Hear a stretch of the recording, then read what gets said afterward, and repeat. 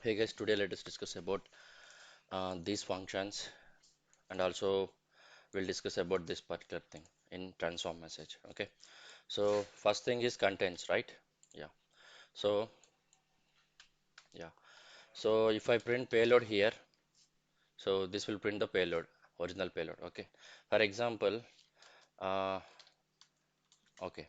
So whatever you pass as a parameter to contents, okay. So that should be a string. Okay. So this thing is a string, right? So now I'll use contents. Okay, of. So we have to pass some string.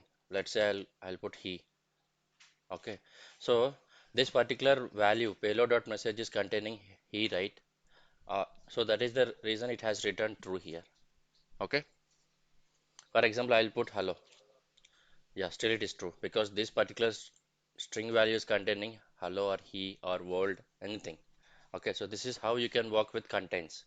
For example, if you would like to check if there are if there is any integer in an array.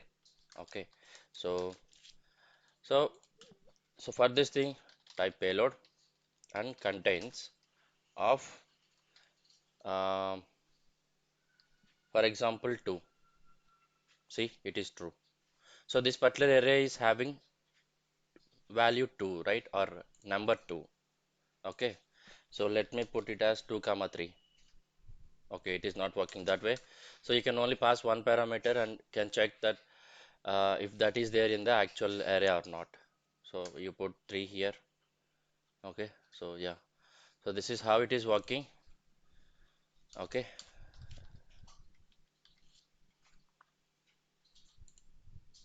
yeah, that is how you can play with contains function. Okay, in DW in Mule 4. Okay, so we are done with this. Next, let us check with flatten. Okay, so flatten is something which will group or match the arrays of arrays into one single array. Okay, so let me uh, type it as payload simply. Okay, so now everything got printed in the output. Fine. Now let me uh, take, instead of 3, let me put one more array. Okay, like something like 2 comma 3. Okay, so if I use flatten here, so flatten of payload. See, now this 2 comma 3 was clubbed into the main array, and you see here 1 2 2 3 4 5. See, so how it is doing. So it flatten is a function which clubs the or merges the sub arrays, okay, or area of arrays into one single array. Okay, and for example, if I keep something like null, or else within array, like I'll keep like this null. Okay, so it has merged this element in the main array. This is how it will do.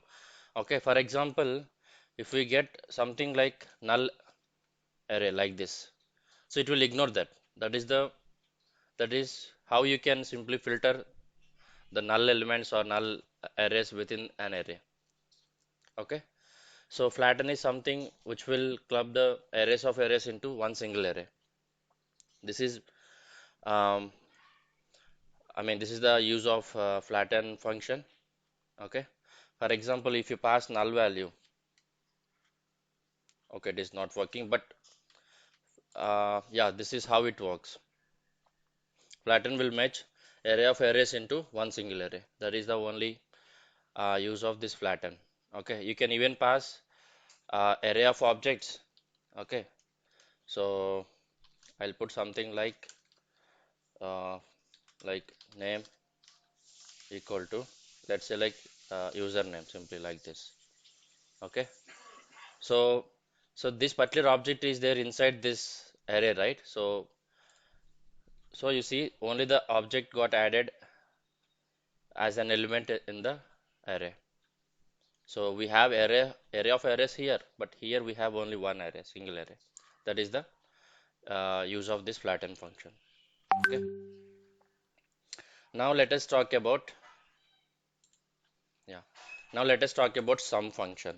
Okay, so sum function is you can use to, for example, here I'll have a simple array, okay, like 3 4 5 for example.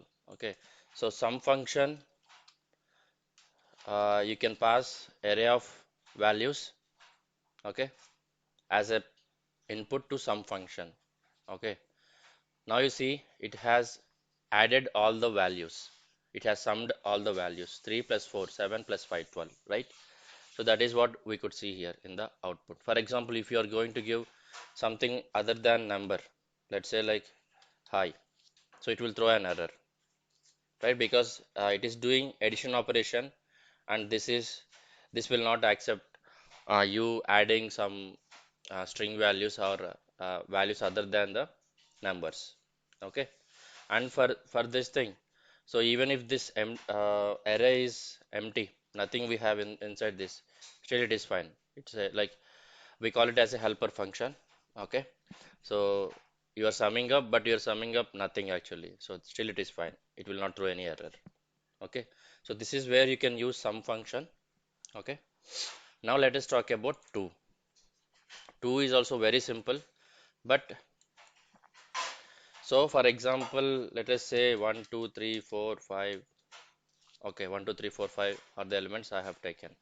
So payload, I would like to extract the values from 3 to 5. Okay, so 2 of, you have to give two parameters for this. Okay, so that is the starting index and the ending index. So I'll put uh, so 2, let me put this way, 2, or else let me check the syntax of that. uh, yeah, you see here, so this is the array value. Okay, now you see here payload is what we have to use, and we have to make an array, and inside that you have to just give the indexes. So 0 1 2, so I'll give 2 to 4. So this is what is there in the second index, right? So index 0 the value is 1, index 1 value is 2, so likewise, like, so at max the index is 4 here, right? Okay, so this is how you can make use of two function to um, this thing in mule 4. Okay, so 2 to 4 index, the starting index and the ending index. So here I wanted to print from 3 to 5.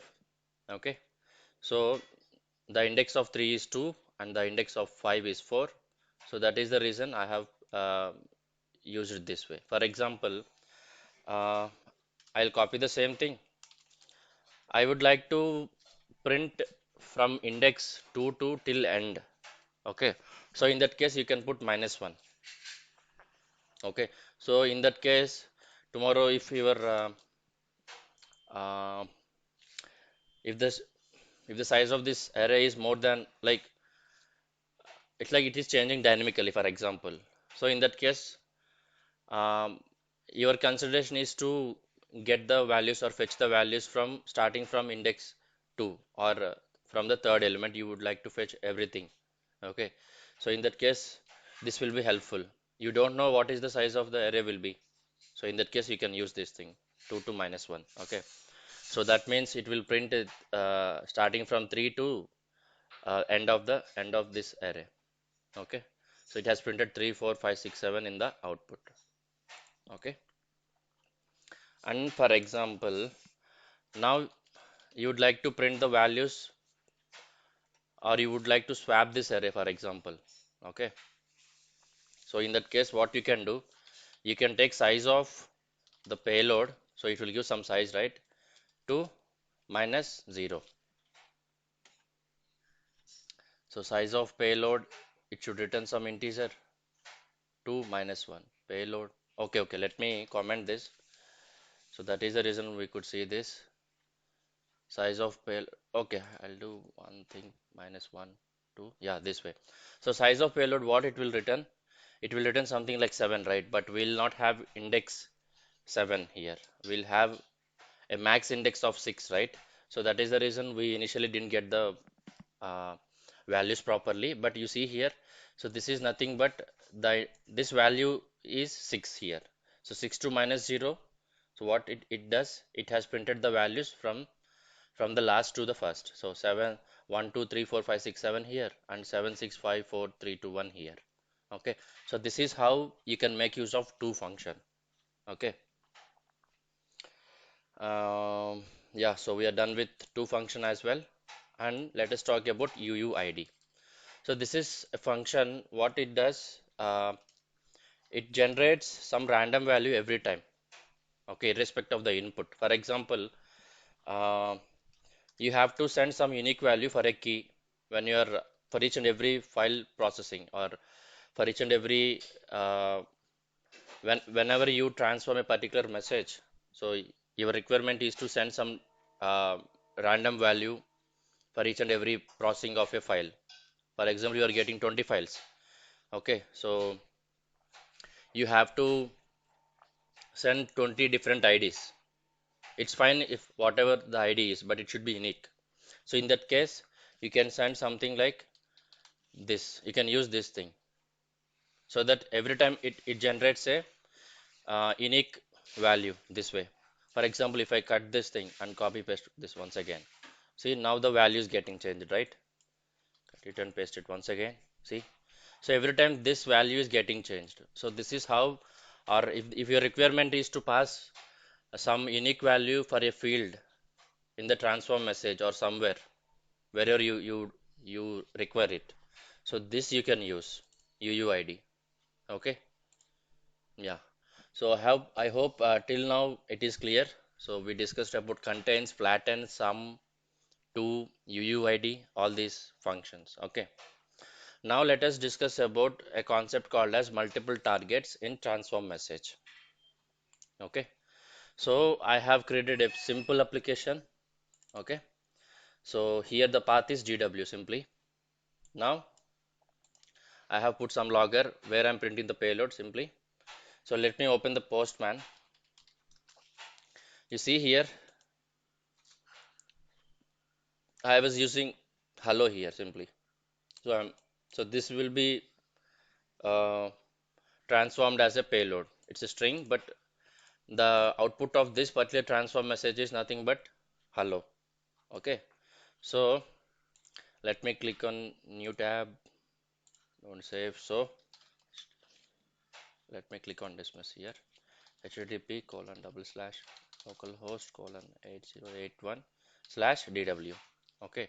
So here, okay, I'll not send any input for this request, but just click on send here. Now we will get that value hello here. Okay. So what is multiple targets in transform message? So this is the view, or this is the configuration, or whatever you call. So here if you click on this drop down, so we are saving this value into payload, right? Okay. So now for example in real time, if you would like to fetch, okay, um, let's say like two values or three values from the same payload itself, for example. So in that case, instead of using multiple variables, for example, you would like to fetch four values from a payload. Okay, so instead of using variables like four variables separately, so you can make use of transform message.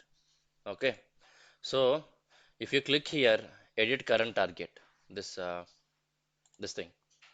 So you see here in the output section, in this drop down, we have payload, attributes, and variable, right? Okay, so uh, that means it is giving us a feature, or an opportunity to save multiple things from one transform message, right? So you can save something as a payload, you can save something as an attribute, you can save something as a variable. So for variable, anyway, you have to name it. Okay. So you can have only one payload out of one transform message. You cannot simply have multiple payloads. Okay,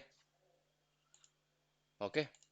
So even if you see this, see when you are adding, so when you are trying to add one more target, add new target is the option I am clicking now. Okay, so you see here we are getting only attributes or variable.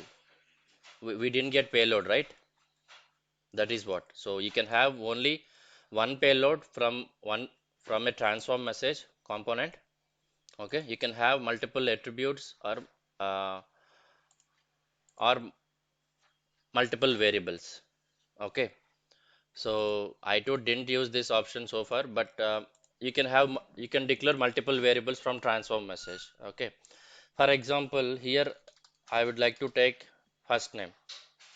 Okay, as a variable. So I'll get something like payload dot first name. Okay, so you see here now the targets got increased to two. One is payload, the other is variable first name. Okay, for example, let me add new target and let me take variable only. I'll put it as last name. Okay, or fine, click on OK. Now let us fetch the same thing from payload from a key called last name. Okay, so now you see here by using this single transform message, we are able to generate one as a payload, one as a variable named as first name, one as the second variable that is last name. Okay, even if you can add one attribute, for example, click on OK. So something like I'll put some hard coded value, uh, hello simply. It is not making any sense, but or else I'll add something like uuid. Okay, so you see here now, see now. Okay, so once we added the attributes, so as we don't have anything to recognize a particular attribute, so our payload is one thing, and attribute also you have to declare or you can utilize it only once per transform message. See now when I so I have added payload and attributes and variables, right? So variables I can add multiple variables, okay, because they'll have the names, first name, last name, or city, or employee ID, etc., etc. Okay, but you see here I have added attribute. For example, if I click on new target, so we have only one option, that is nothing but variable. So this time from now onwards, whatever you would like to add as a variable or attribute or payload, you can only choose variable out of those three. Okay, it is very clear that. So we can have only one payload, one attribute, and multiple variables from a transform message. Okay, now let us see. So let me mock the payload. Let me send some sample payload here. I'll put something like first name. Okay, let me put it as JSON here. First name. I'll keep it as um, something like Ram. Okay. Now I'll put something like last name. Uh, let's say like I'll simply keep one single letter K. Okay. And let me take some other key value pairs information as well. Something like Hyderabad. Okay. And state as okay. One moment, guys. It is going to my charging is going to end. Let me pause for a moment. Yes, guys. So the state value as something like I'll put it as TS. Okay. So this is the payload which I'll be sending, but we are extracting uh, first name and last name as different variables by using the transform message itself. Okay. And also we have added one attribute as uuid. Okay. Now what we will do, uh, okay. So if you I'll use logger here, okay, to print these things. So we have used vars, right? I mean variable, right? So I'm using first name here. I'm printing the first name there, and I'll print something like last name here. Okay, and also um, let me print the payload here. Okay, and also let me print the attributes here. But for that, I think it's better to convert it to JSON or yeah. Let us see what it returns. Okay, so from this thing, payload attributes, first name, last name, everything we are printing. Okay, so from the input payload we are fetching all these things: payload attribute, first name and last name, and that is what we are printing here. So as we use two variables, I used vars dot first name, vars dot last name, and payload here, and I'm printing attributes here. Okay, so it got deployed. Okay, clear. Now let us click on send here. I'm sending this simple payload. Okay, click on send. See here. So here the first logger is we are printing the payload, right? So that is this first name, last name, city, state. All these got printed. I mean the payload got printed.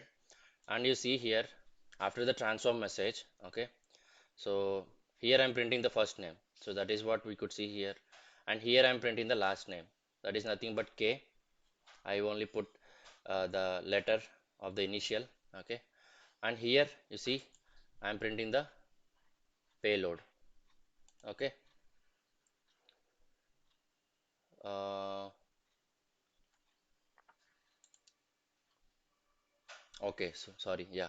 So here in the payload we are using hello, right? So that is what it has printed. I thought I was using the payload itself. So instead of the original payload here, we have set hello as a payload. That's the reason we could see hello from the third logger. Okay, and you see in the at the last. So here we are overriding the pay attributes, right? So attributes, we are overriding the attributes that will be getting from this HTTP listener. So that is the reason when we were printing the attributes at the last logger, okay, it has printed this thing. Okay, so for example, if I send this one more time, so it will print some other random value. See here, it is like it has started with 8C56 and it is like 466, etc., etc. Okay, so this is how you can make use of transform message in order to define multiple targets. And if you would like to fetch multiple values from a single um, payload or message, okay, payload to be precise, okay, and utilize them wherever you require. So from the initial payload itself, I have fetched first name, last name, and I have set attribute from the same transform message, and I have overridden the initial payload to hello here. Okay, so this is how you can utilize this transform message component um, to define more targets and to fetch different values like payload or attributes or different variables from one single transform message component. Okay, so today we discussed about all these 5 to 6 things. Okay, so these are also very important and will be used most frequently in the real time. Okay, and I hope you like this video. Thank you so much.